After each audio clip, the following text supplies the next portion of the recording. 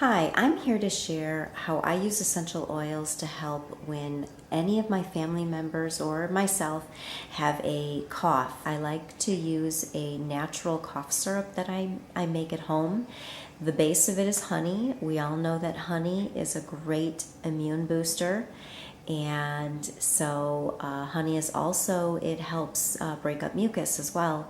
So I like to give my kids this honey mixture. I can give them a teaspoon of it, and I can give it to them as often as I need throughout the day. I don't have to wait.